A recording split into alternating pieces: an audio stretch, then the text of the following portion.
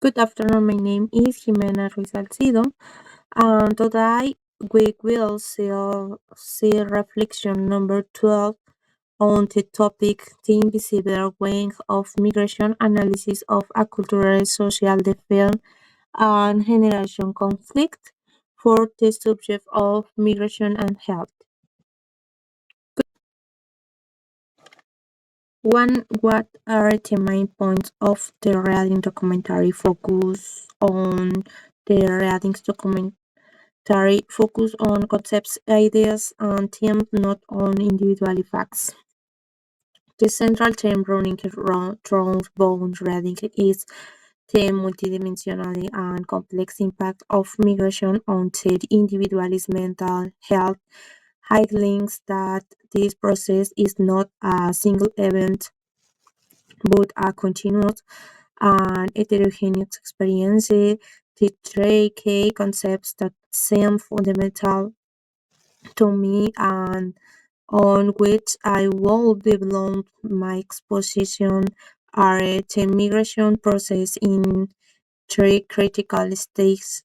The first central idea is the conceptualization of migration as a process divided into three distinct phases, each with its own stress factors. Pre-migration, this is the stage of decision and preparation. Factors such as motivation, the attraction or pull forces to improvisation economically, of the expulsion or push due to political factors or suburban, as well as pre-migration traumas, violence, war, or the existence of personal vulnerability such as a previous history of mental disorders influencing this stage. Migration, this is the physical relocation itself into metropolis, described as a transplant depending on how planned and safe it is. It can add significant stress to the experiences. Post-migration is the phase of adjustment to the new society, social, political, economic and cultural. This is where the great change manifesting as the individuality, most negotiation and new identity and establish their place in a different environment. The discrepancy between the initial aspiration and the actual achievement at this stage is an important source of stress. The concept of cultural grief and cultural shock is taken crucial idea as immigration involves a series of deep losses, not only material ones but of the entire cultural framework. This is carried cultural bereavement, the family language, um, attitudes, values, and social support networks are lost.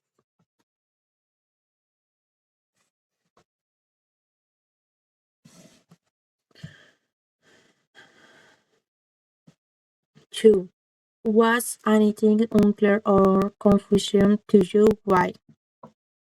Yes, what I found most confusion or what um um um or what required a second reading was the inconsistency in the data on the prevalence of mental disorder. The confusion, while most studies suggest that migration is a stressful process that generates a risk to psychological health, the text indicates that some immigration groups might experience severe mental health compared to the local population. This is known as the healthy immigrant effect, although it is not named directly. the reason of the confusion. This apparent contradiction confuses me because it challenges the simple and linear narrative that migration is inherent harm. If migration is so stressful, how is it possible that some groups show better mental health rates? The explanation for this confusion lies in the fact that the migratory experience is profoundly heterogeneous. The results vary enormously depending on factors such as the type of migration. A planned migration for study reasons is not the same as a forced migration due to war or persecution. The cultural difference between countries, the risk of developing schizophrenia, for example, is lower when the countries of origin and destination are similar, and much higher when they are very dissimilar. The sting of migration is mentioned that although initial and mental illness rates may be lower, cultural problems and disappointment can generate problems in large chunks.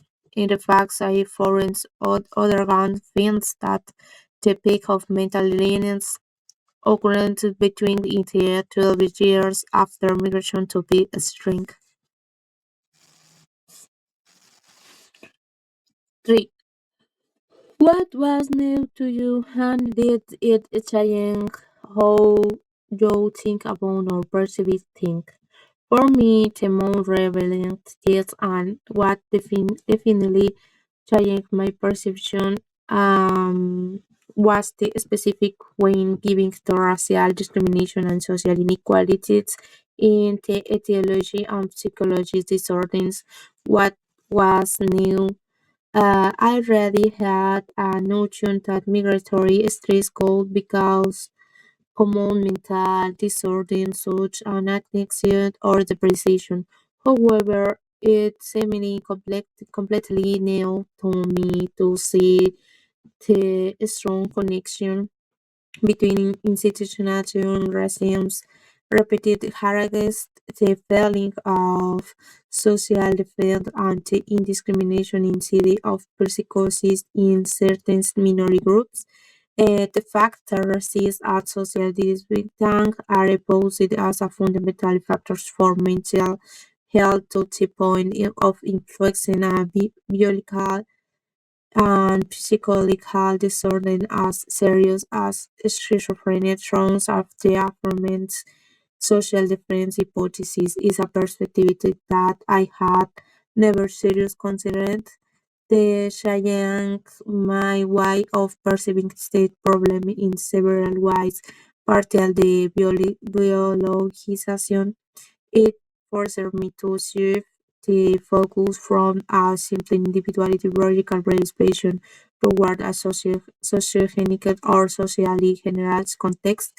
Serious mental illness does not arise only from an internal vulnerability but the hostile environment and chronic discrimination act as catalysts or recipients of the decent social responsibility in understand that the problem is not only the migration who does not adapt an individual problem, but the whole society that does not welcome anti-Trump racist policies and practices, creating an oppressive system that makes certain groups sick.